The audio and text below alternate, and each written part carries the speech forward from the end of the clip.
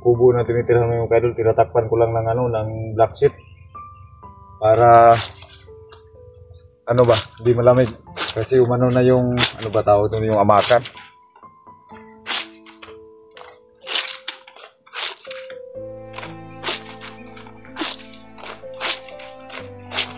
Sa lahat ng mga gawaing bahay mga idol, sa totoo lang, ito talaga dito talaga ako nahihirapan, pero wala talaga kasing ibang gumagawa kaya. So hello mga kaidol, welcome back po sa channel ni Birds Tech TV, no? Isang mapagpalang araw naman po mga kaidol sa ating lahat. So thank you so much mga kaidol, no? Sa yung patuloy na pagsuporta. So yan, huwag niyong kalimutan i-subscribe mga kaidol, paki-share na rin ang ating video, no, para makaano naman po tayo. So ayan, dito tayo sa bahay ngayon mga kaidol, no? So araw ngayon ng Sunday or Domingo. So yung huling upload ko mga kaidol, so buti na lang walang nakaano sa atin, no? Hindi naman nakaano. So hindi natin nalaman kung ano 'yon. Kaya ayan. Papasalamat na po tayo, no? So wala naman pong nawawala sa ating mga alagang hayop. So dito muna tayo sa bahay mga kaidol para makapaghanda para bukas sa pag-aaral ng mga bata. So maraming salamat talaga mga kaidol, no? So shout out tayo mga kaidol, shout out diyan kay Abilia Gonzalo, Nit Prado, shout out. Shout out kay Norosman, shout out kay Mona Lisa Mendoza, shout out rin kay Josephine Kanyite, Idil Carmen, shout out, Mami Sky, Saidam Jacob, Jean Bonhorn, shout out ma'am, kumusta na po kayo? Yamasaki rin, shout out, no? Ninit Galbis, Ma'am Lynn Hogo, shout out, isang maangas na viewers natin, Ma'am Lynn Hogo, matapang. Shout out din kay Kiro Atarasi, shout out kay Idin Lansana, Ma'am Makilin, Dinlin, shout out, no? Maria Vergara, shout out. Shout out kay Jins Kikiot Alandroki, no, from Singapore. Yan, mga solid supporter natin. So hindi na lang po natin isa-isahin mga kaidol kasi marami po kayo. Mahina na kasi yung memory natin, no, sa So yan yung po mga kaidol, gagawaan lang po tayo na yung itatali natin yung mga supporter natin, yung mga silent viewers natin na hindi na shout out, no. Pasensya na po talaga mga kaidol sa inyong patuloy na sa hindi ko mabanggit yung mga pangalan niyo. So sa ngayon mga kaidol, wala po muna tayo talagang explore ngayon, no. So buti na lang di tayo ginambala ng mga inayupak na yon. So abala kasi po tayo mga kaidol sa ating obligasyon bilang isang ama sa ating mga anak. So ang yung hanap buhay natin mga kaidol, pamamasada. So yan, kahit medyo lang po yung kinikita natin, so at least meron tayong mapagkukunan sa araw-araw, yung pagkain natin, yung ulam, saka yung mga bata, saka yung pang bayad ng abang mga kaidol sa tricycle. So lang po mga kaidol, nakakalungkot na pong isipin kasi para siguro makatigil tayo sa pamamasada ng tricycle, no? Kasi nag-umpisa ng hinuhuli yung mga kaidol, yung walang prangkisa na tricycle. So iiwas na lang po tayo mga kaidol, titigil na lang po tayo, hanap lang po tayo ng ibang mapagkitaan ng pera para may pangtustos tayo, no. So yung inabangan ko kasing tricycle mga kaidol, walang prangkisa, so mahirap na po talaga mga kaidol. Pag mahuli ka ng LTO ay siguradong bagsak yung babayaran mo siguro mga kaidol, mahigit kulang 15,000. So saan naman tayo kukuha niya ng ganun kalaking halaga? So iiwas na lang po tayo mga kaidol, no. So hahanap lang po tayo mga kaidol ng ibang mapag-anuhan muna para may pang po tayo sa ating mga anak. So yan lang po muna mga kaidol, no. Salamat talaga sa inyong patuloy na pagsuporta sa akin, no. Sa mga nanonood, yun pa, shout out kay Bilaro family pa rin, Nisis family, Garcia family, Sir Rolando Barito, Idolito Villapuerte, shout out sa sa lahat po ng mga sumusuporta kay Bird Strike TV. So sana po mga kaidol, pasupport na rin po ng ating sa Facebook page, no, Bird Strike. So sana pakipalo na rin po mga kaidol, no, sa ating Facebook para kahit papano po mga kaidol may ano po tayo. So yan mga kaidol, ngayon araw na Sunday. So dito yung mga anak ko sa kubo na tinitirhan namin. So malapit na po itong mga kaidol, kasi yung mga nakaraang araw hanggang ngayon ay parang lilipad yung bubong na namin. So yan, tiis-tiis lang po muna mga kaidol, no? Kasi wala po muna tayong para makapagtayo tayo ng maliit na kubo na malipatan natin. Tsaka ganun talaga yung buhay mga kaidol. So ginagawa natin ngayon mga kaidol, iba-vlog ko na rin po itong mga kaidol para makapag-upload ako sa YouTube. So ayan, yung gawaing pangbabae mga kaidol, ayan, talagang nasasanayan ko na. So laban namin tayo ngayon mga kaidol, no? Grabe talaga yung isang 1 week na talaga yung labahin natin mga kaidol, kasi mahirap talaga yung tubig dito. So buti na lang kagabi may kunting ulan, nakapag salod tayo ng Tagalog yan sa mga kaidol, yung ng tubig. So nakapag-ipon tayo ng kunti yung tubig sa ulan para makapaglaba. Kasi kung hindi mga kaidol ay makikisuyo tayo sa ibang na may tubig, magbabayad tayo doon. Yung bili ko sa mga kaidol, no, bawat isang container 5 piso. So ubos tayo ng mga 15 or 10 na container. So makabayad din tayo ng mga kaidol, no. So sayang naman kung yun ay mapalabas natin na pera para sa makapabili tayo ng ulam na. So yan mga kaidol, samahan niyo ako sa aking paglalaba mga kaidol. Shout out na lang po sa inyo lahat. So ito mga kaidol, umpisahan ko kanina mga kaidol, pero tatapusin ko to mga kaidol para hirap talaga ng buhay ito mga kaidol, no? Yung walang tubig. So i-give lang po muna mga kaidol. Grabe talaga yung labahin mga kaidol, no? Mga damit ng mga bata at saka yung sa akin. Ito pa mga kaidol, nakatambak pa, dito lang sa lupa nakalagay. So sa lang tayo mga kaidol sa daw ni isang banlaw. So yan. Ito lang po muna yung natin mga kaidol, no? So yan yung bahay ko mga kaidol na talaga busot-buslot na talaga yung tinitirhan ko.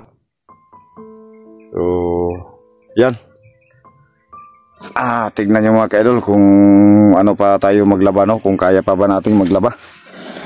So gawaing pangbabae ito mga kaidol, pero gagawin natin kasi wala namang ibang gagawa. So yung anak natin di ko pa inasahan sa paglalaba ng mga damit. Baka hindi ba yung mga natin. So kukuha muna tayo ng mga kaidol.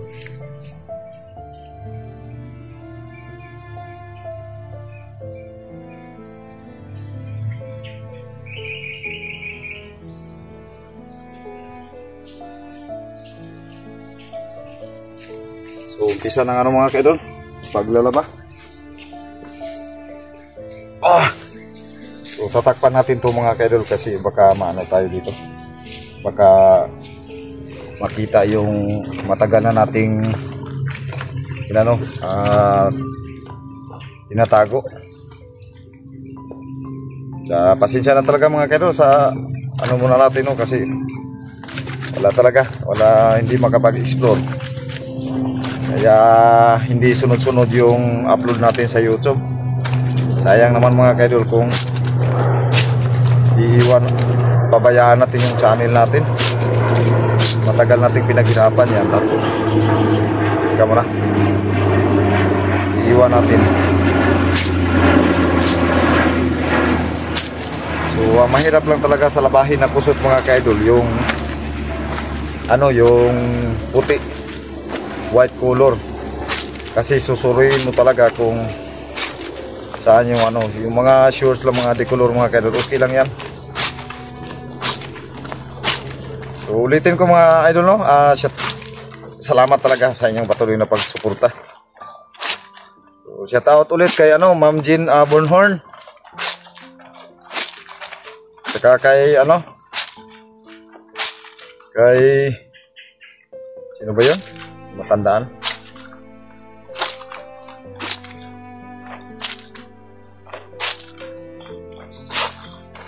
Kay Yamasaki. Shout out. So, ipigain natin ang gusto mga kalor para di yung marami yung ano natin. Mga shoot kasi ito ni Ice. May ginagawa siya na project.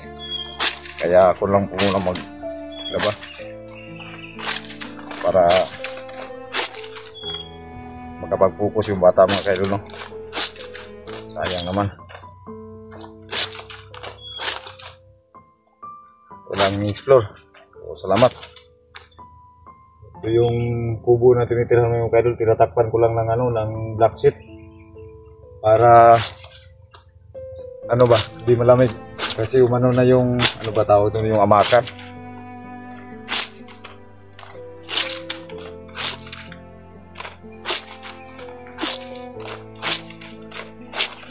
Sa lahat ng mga gawaing bahay mga idol, sa totoo lang, ito talaga yung dito talaga ako nahihirapan, pero wala talaga kasing ibang gumagawa, kaya hirap naman kung magpapalaba ka pa, magbabayad ka. Sayang naman yung ibabayad mo kung makakaya pa naman. Kaya sa hirap ng buhay ngayon mga idol, ano, kailangan mong magano talaga ba, lalo na't may araw-araw kang ginagastusan, may mga bata, tapos wala kang ano, permanent na sahod na tatanggapin. Kasi sa mga views namin mga ka-idol, sa totoo lang din, hindi talaga kami makasahod sa loob ng isang buwan. Hindi successive yung sahod namin. Kasi sa baba ng views namin, ayun, wala ka nang kikitain. So sa ano lang mga idol, yung sabi ni Efraim, ang kikitain lang namin mga idol sa views na 1K. Ayun, kikita ka lang ng 70 pesos.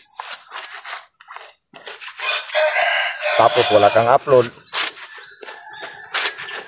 Maliit yung views mo.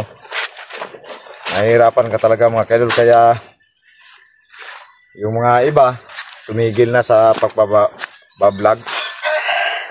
Humanap ng trabaho. Marami sa mga kasamahan namin mga ka-idol na hindi na nakapag ano. Kasi dahil sa ganong sitwasyon. Pero sa akin mga ka-idol, kasi naumpisahan ko na.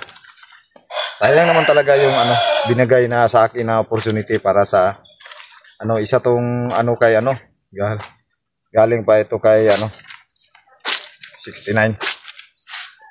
Kahit malayo na siya, may ano pa rin na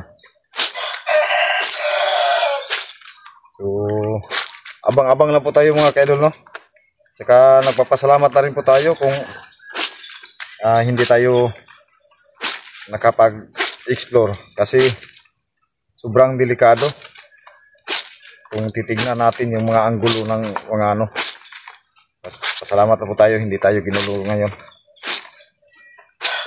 Sobrang delikado na yung medyo delikado dito mga ka-idol kasi ano rin, nandito kami sa loob ng ano ba, malayo kami sa kapitbahay, pero ayos na rin kasi at least ito pa tayo. So shout out kay ano, no, hindi ko na nakita na nagko-comment si ano sa akin, si Susan Kadukoy. Kumusta idol? Kumusta na po kayo?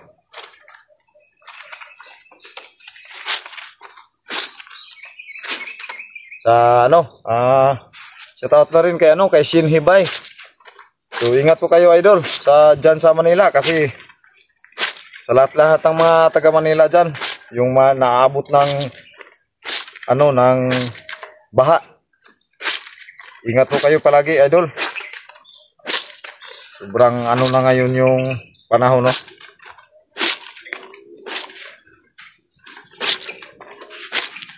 Kaya ingat po tayo palagi at palagi, tsaka free lang po tayo.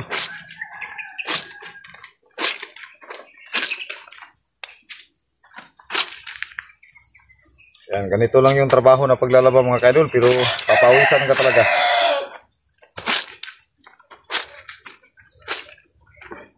Yung mga short mga ka-idol, ayos lang to. Maglalagay na lang po tayo dito ng downy para medyo maamoy-amoy na rin, mabango. 3 banlaw, 2 okay na to.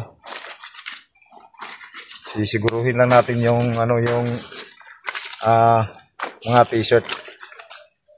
So ayan mga ka-idol, yun lang po muna mga ka-idol. Maraming salamat sa lahat ng sumusuporta sa akin, kay Bird Strike TV.